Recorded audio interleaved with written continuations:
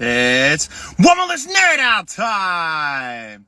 What's going on, guys? Happy Wellness Nerd Out time. And today, we're going to be talking about some natural ways to boost immunity. And in particular, some natural supplements that can help us do so.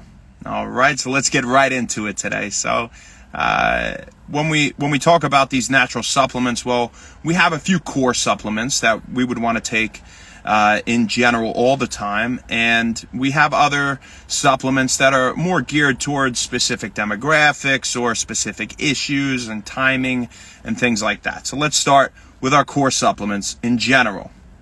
And number one, we have garlic. And when we talk about garlic, you're going to take 200 to 400 milligrams of garlic extract, or you're going to take 1 to 2 cloves. You'll have 1 to 2 cloves of garlic 3 times per day with food. All right, taken with meal.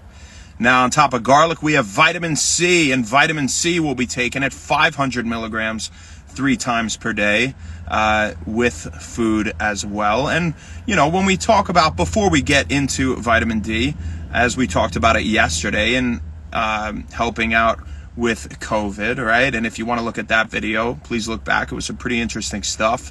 When we talk about garlic and vitamin C, well, they majorly serve to help boost immunity in a prophylactic or preventative sense. All right, so it's very important that we take these dosages of garlic and vitamin C daily, all right, before the onset of symptoms, before we get sick, because they won't really work as well once we get sick. All right, and we have other things that we can combine with them once we get sick, but they should be taken daily before we see symptoms. All right. Thank you for tuning in. We'll get to you in a second here, guys.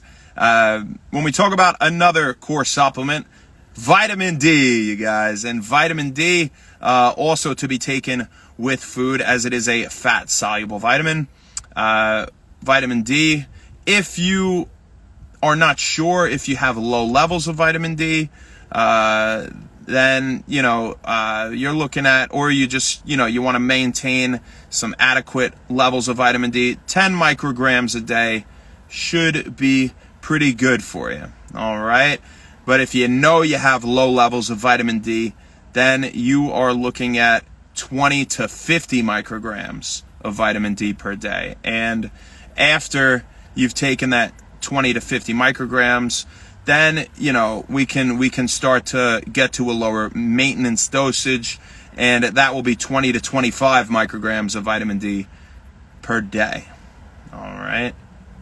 Now, again, taken with food. So now let's talk about a few different scenarios here. So for people that get sick easily, we are going to take our core supplements plus Echinacea purpura, and we're going to take it at 300 to 500 milligrams per day of the powdered extract, for example. You could also take the tincture, 1.5 to 2 teaspoons, all right? But we're going to take that 3 times per day, okay? Echinacea purpura for those of us who get sick easily, it seems like. All right. Now, for people that, you know, will have the onset of sickness, and you have flu-like symptoms, all right? So with the onset of sickness, once again, and flu-like symptoms, we have our core supplements plus Pelargonium pseudoides, elderberry, and zinc acetate, all right? Now, with Pelargonium pseudoides, we're going to take 720 milligrams 3 times per day. All right. So 720 milligrams of Pelargonium pseudoides 3 times per day until symptoms disappear. Okay. Until your symptoms go away. And we're going to take these before we eat. Okay. So we said first with vitamin C and with garlic and vitamin D, we're taking those with food. Those are our core supplements, right? But now with the onset of our symptoms, you know, we'll take our core supplements with food. But first, before we eat, is when we take the 3 we have just mentioned. all right, like Pelargonium sedoides, as we said, 720 milligrams 3 times per day, all right. On top of that, we said elderberry, and elderberry will be taken at 700 to 900 milligrams per day straight, okay? So not 3 times, just 700 to 900 milligrams of elderberry per day, all right? Now, on top of that, we have zinc acetate we could take, and with elderberry, you could take it in lozenges or capsule form, all right?